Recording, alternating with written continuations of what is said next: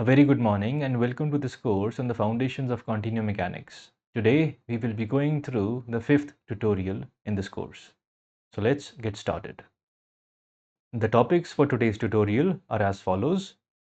We will discuss 6 problems from the topics on Cauchy stress principle, Cauchy stress formula and the Cauchy stress tensor, and from local equilibrium equations. So let's get started with the first problem.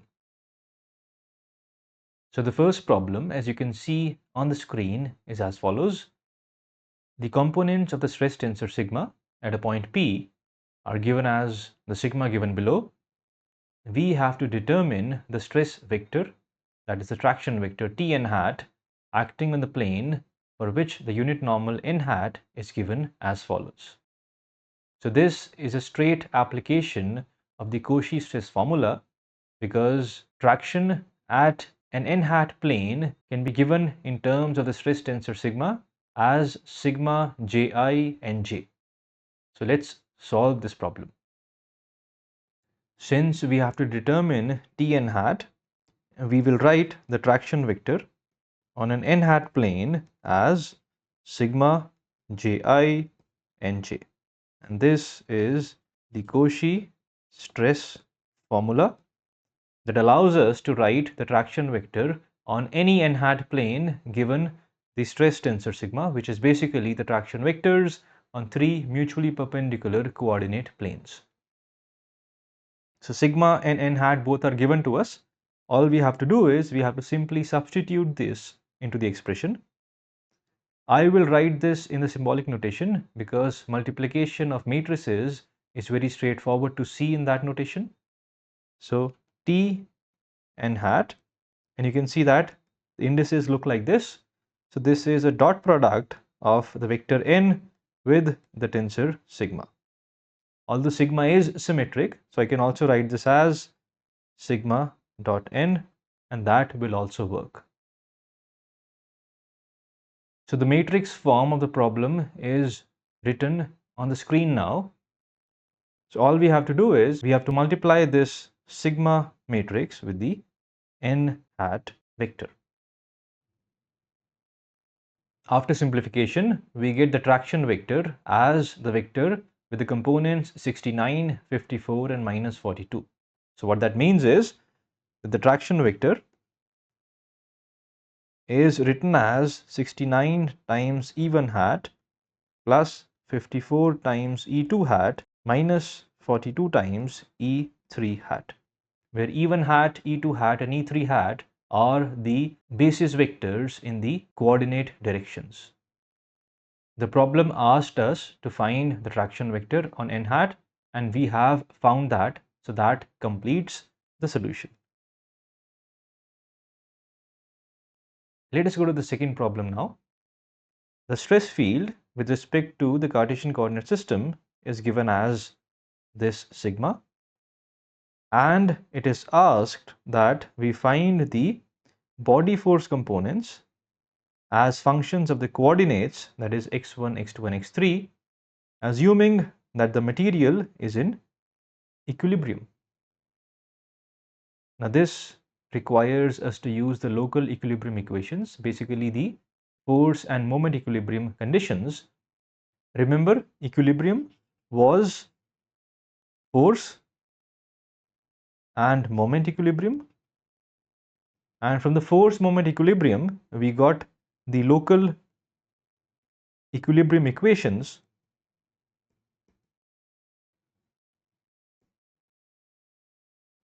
and from the condition of moment equilibrium we got the condition that the stress tensor sigma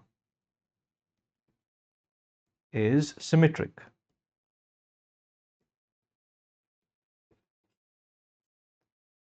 Now if we look at the stress tensor that is given to us in the problem, it is indeed symmetric. We can see that these components show that sigma is symmetric. So this does not provide us with any extra information. So all we have to do now is to use the force equilibrium condition to find the body force components B1, B2 and B3. So let us do that. So the local equilibrium equations are given as sigma ji comma j plus rho times bi equals 0. So this is a set of 3 equations, each equation having a total of 4 terms on the left hand side. So we'll have to write those 3 equations and use all 3 of them to find the 3 components B1, B2 and B3. So let us expand this into the 3 equations. Here we have the 3 equations. We'll number them as 1, 2 and 3. So we'll have to use each equation now. So first I have to evaluate sigma 1, 1 comma 1. So let's go back to the sigma. So sigma is shown here. So when I do a sigma 1, 1 comma 1, that is del by del x1 of x1, x2, that becomes an x2. Next we have to do sigma 2, 1 comma 2. So that's sigma 2, 1 is this component. And if I differentiate that with respect to x2, that simply becomes twice x2. And then sigma 3, 1 is 0. So we have a 0 plus rho b1 equals 0. So from this we get the condition that rho times b1 is a minus 3x2, which gives us b1 as minus 3 upon rho times x2. In a similar fashion, we can now use equation 2, which has a sigma 1, 2 comma 1. A sigma 1, 2 is the second component in the first row of sigma. That's an x2 squared. If I differentiate that with respect to 1, that's a 0. Then a sigma 2, 2 comma 2, that's an x3. And then we have a sigma 3, 2 comma 3. That's the second column in the third row. That's an x3 squared, which differentiated with respect to x3 gives us a twice x3 plus rho b2 equals 0. So this gives us that b2 is again minus 3 upon rho times x3. Finally, I'll not show it. From the third equation, we'll get b3, which is minus x1 upon rho. So we have successfully found the 3 components b1, b2 and b3 in terms of x1, x2 and x3 and the density rho. So this completes the solution. Here is the third problem. This one is an interesting one. So we have to show that the component of the traction vector on a plane n1 hat, that's Tn1, if I take a component of that in another direction n2, that is equal to the component of the traction vector on the n2 plane with a component in the n1 direction. So we have two unit vectors n1 and n2, and we are using cutting planes in those directions as well as using them for finding components as well. So let's write the problem in a mathematical form. So first we'll find out the component of Tn1 in the n2 direction, and we know that the component of a vector in a given direction is simply the dot product of the vector with the unit vector in that direction. So this becomes Tn1 hat dotted within n2 hat. And if I write this in the initial notation, this becomes Ti n1 hat, and when you dot it, this becomes the ith component of n2. So this n2 is the vector and this I is the index. And then the component of the vector Tn2 in the n1 direction is given as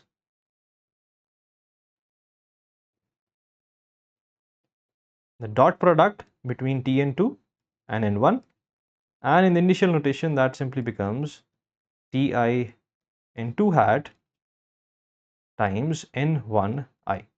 Again, I is the only index, n1 denotes the vector. So don't be confused here. This is not a second order tensor, this is still a vector.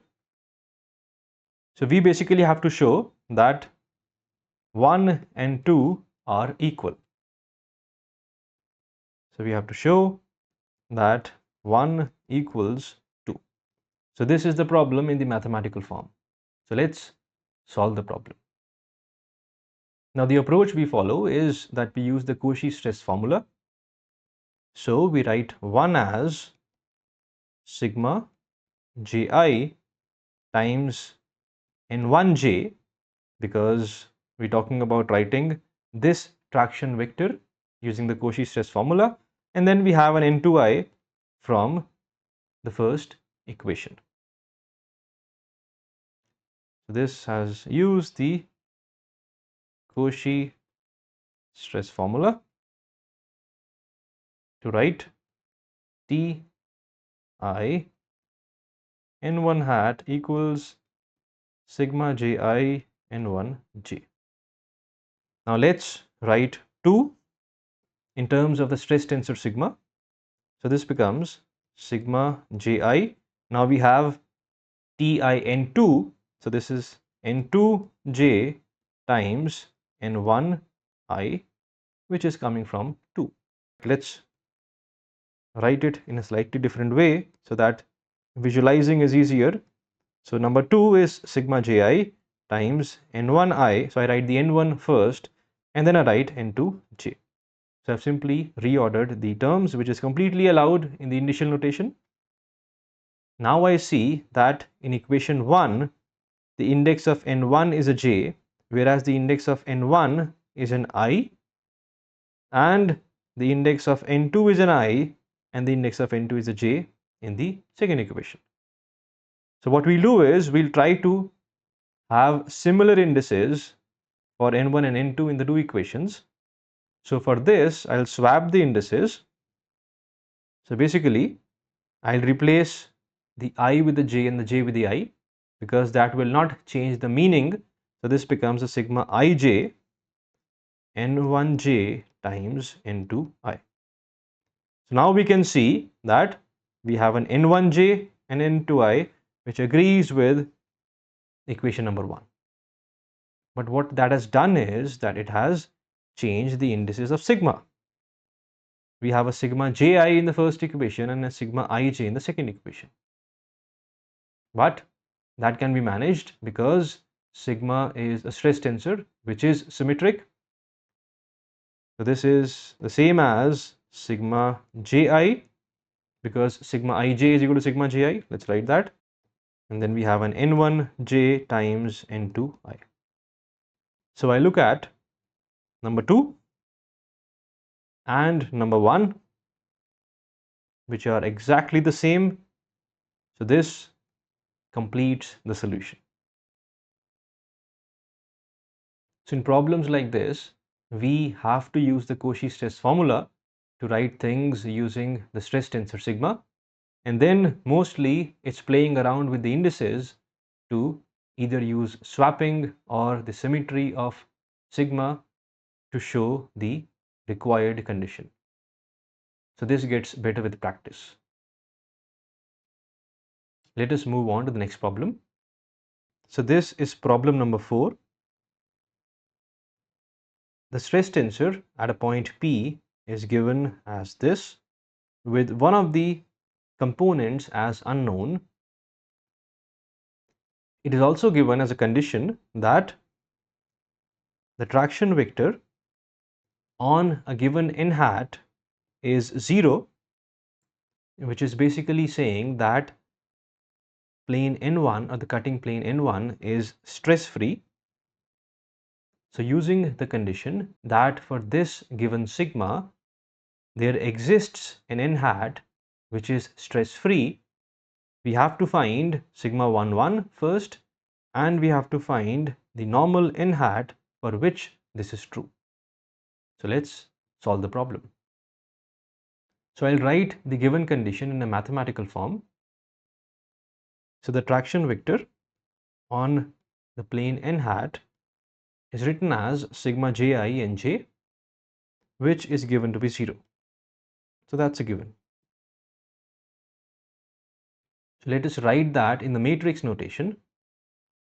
Now since sigma is symmetric, I can also write this as sigma ij and j, which basically means that this sigma multiplied by the normal vector n1, n2, n3 is a 0 vector. Now if you remember the discussion we had in the lecture on principal values and directions, we mentioned that if the product of a matrix with a vector is 0 and the vector is non-zero, so that is only possible if the matrix is singular, that is, if the determinant of sigma is 0. So let's solve this. This determinant is a 0. We will expand this now about the first row. So this becomes a sigma 1, 1 times a 0 minus 4 minus 2 times a 0 minus 2 plus 1 times a 4 minus a 0. And this has to be a 0. That's the equation. So this becomes a minus 4 times sigma 1, 1 plus a 4 plus a 4, that's a 0. So we get sigma 1, 1 equals 2. So this has given us the value of sigma 1, 1. That's one part. So let's call this A. And the next part is to find the normal vector n hat. So let's write our original matrix equation again. This time we know what sigma 1, 1 is, so we'll replace that. So it's a 2, 2, 1, 2, 0, 2 and a 1, 2, 0 times n1, n2, n3 is equal to a null vector. That's one condition. And we also know that n is a unit normal, so that means that n1 squared plus n2 squared plus n3 squared is a 1. Basically, the magnitude of n is a 1. So with this, we should be able to find the components of the normal. Since the matrix given to us is not full rank, so there's no point writing all the three equations because one of them will definitely depend on the others. So let's use these two rows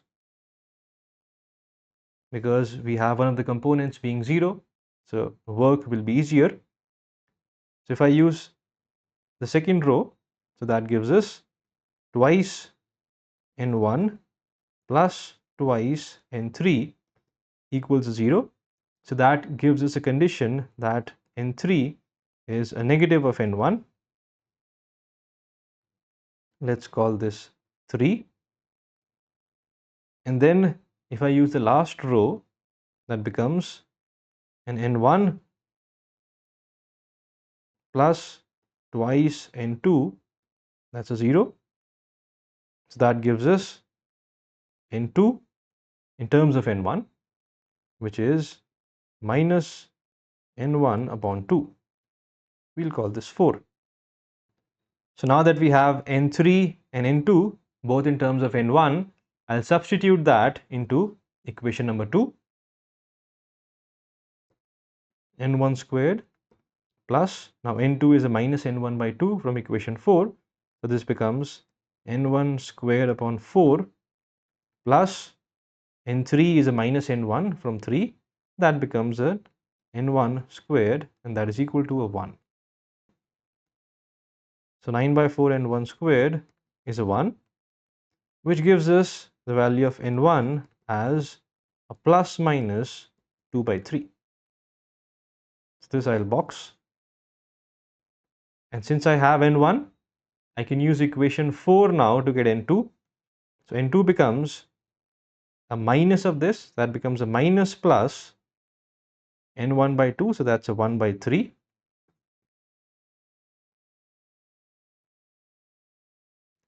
So these are the three components of the unit normal n hat that we had to find.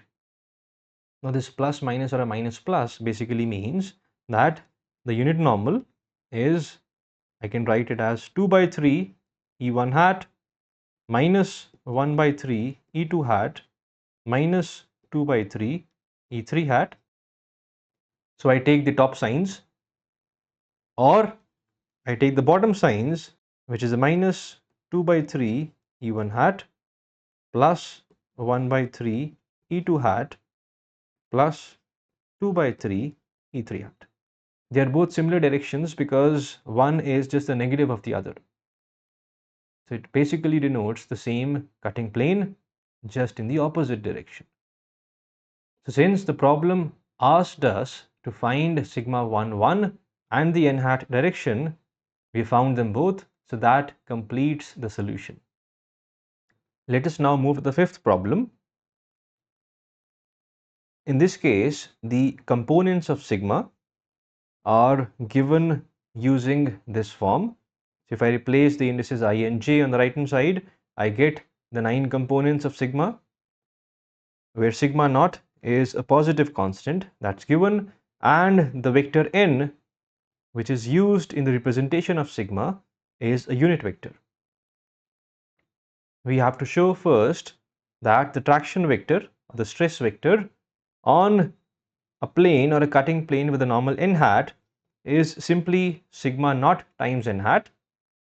And second, we have to show that for any plane whose normal is perpendicular to n hat, that is, any plane perpendicular to the cutting plane with normal n hat has a stress vector that is 0.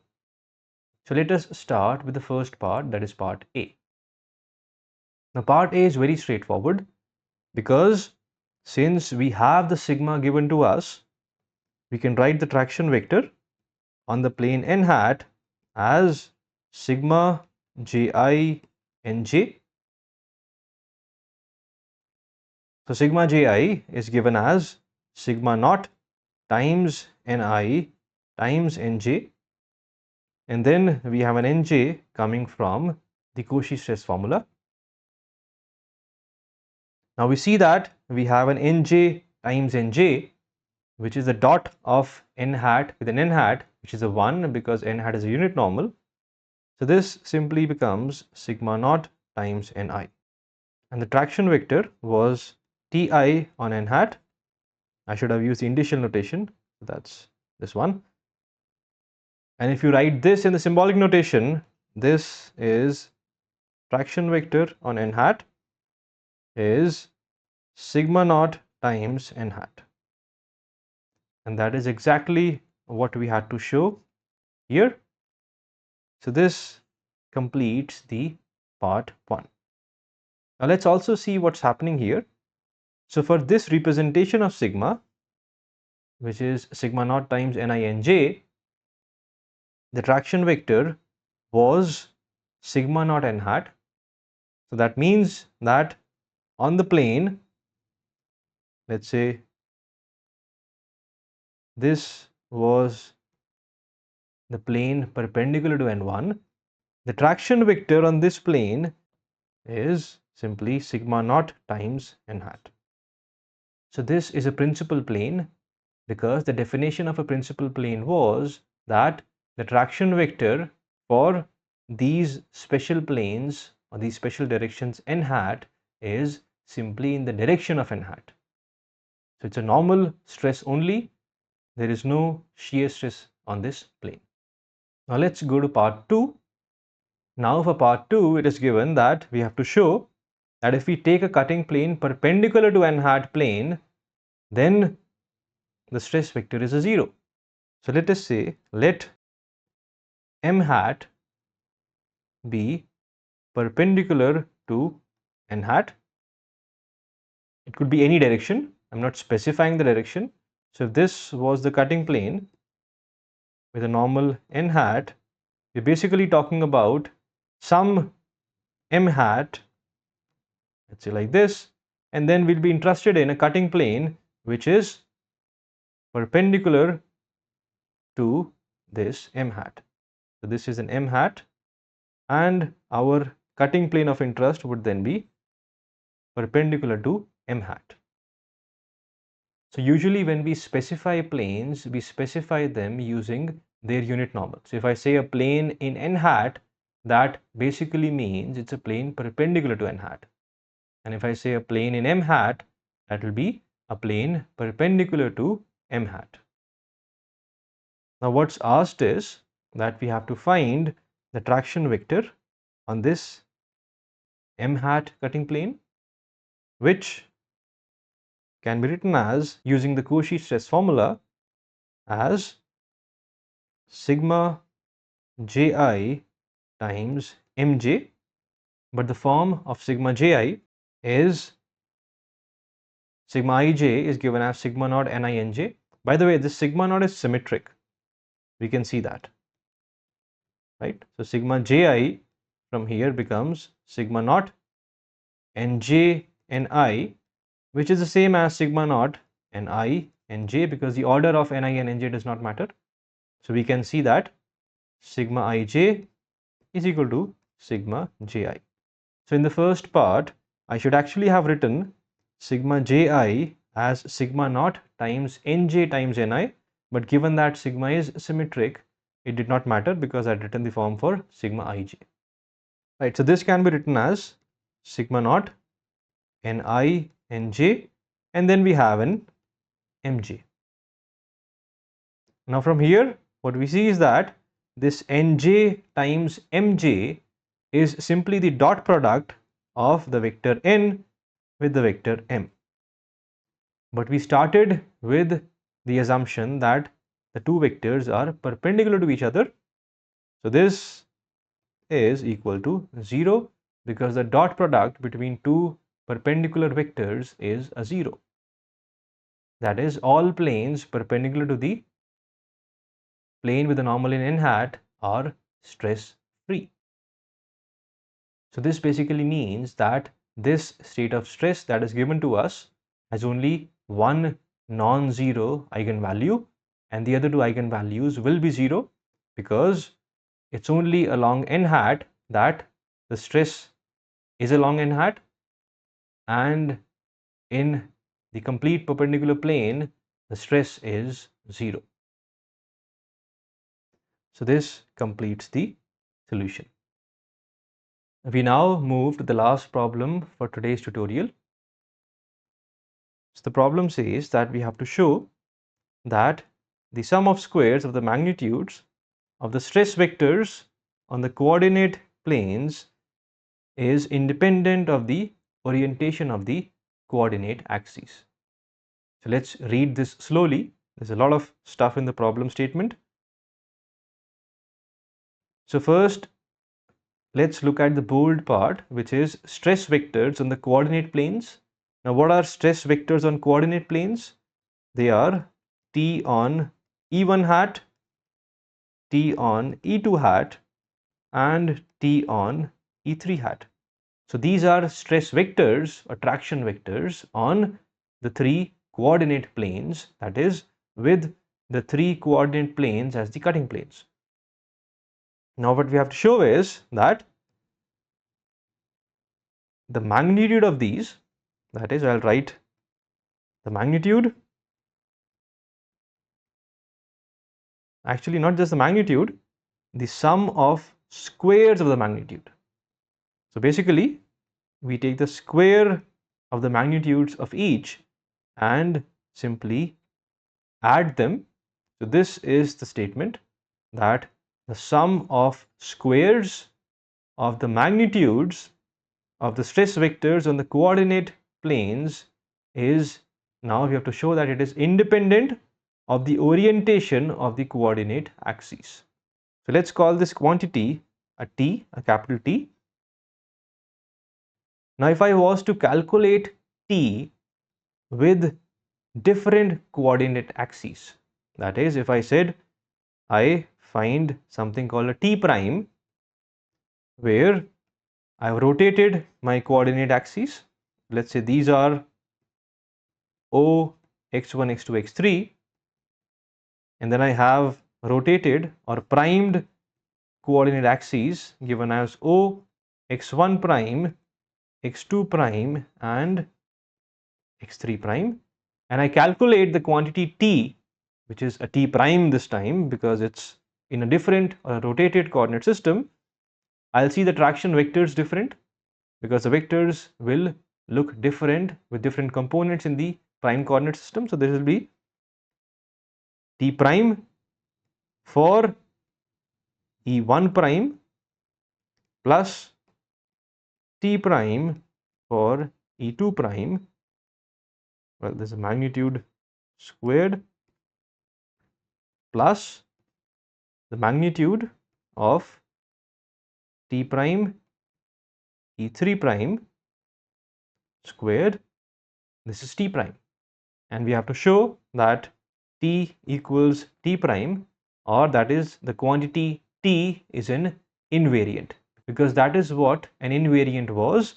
That is a quantity, a scalar quantity, which is synthesized from some tensor of higher order or tensors of higher orders.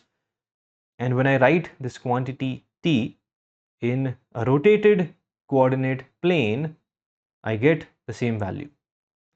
So we have to show that t equals t prime, that is, t is invariant. So let us proceed to solve this problem. First, we write this, that is the quantity t, using initial notation. So this becomes ti e1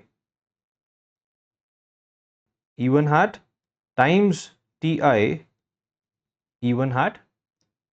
Similarly, the other two terms become, if we now go back to the definition of the Cauchy stress tensor, we had defined the Cauchy stress tensor as Ti Ej, which was defined as sigma Ji.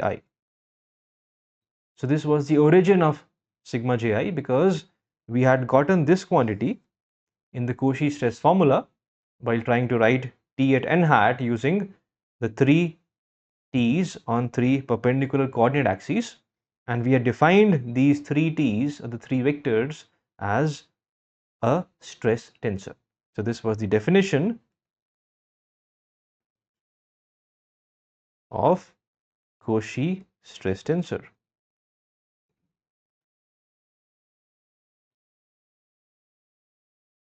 So if I substitute that into the expression above, so capital T becomes, now Ti E1 hat simply is sigma 1i, and then there's a sigma 1i again, the same thing, and then the next one, which is this term, simply becomes sigma 2i sigma 2i plus a sigma 3i sigma 3i. This can further be simplified using the initial notation. If you look at it, there's an 1 1 2 2 3 3. So this basically is a summation on the first index of sigma as well. So this becomes a sigma ji sigma ji. So this is my quantity capital T. If you go back to the week where we discussed invariance, we had in fact shown that this quantity sigma ji times sigma ji is an invariant. So I urge you to please go back to the lecture on invariance and look at the proof of showing that this quantity is actually an invariant. All you have to do is you have to write T prime as sigma prime ji times sigma prime ji, and you write sigma prime in terms of sigma using the tensor transformation property. And you will see that indeed the two quantities are exactly the same, that is t equals t prime for any arbitrary rotation of the coordinate axes. So this brings us to the end of this tutorial. I hope you enjoyed solving these problems, and as I've been saying again and again, that it is through practice that you will get comfortable solving problems. So please always try to solve the problem by yourself and then look at the tutorial's solution. So thank you, and I will see you next week.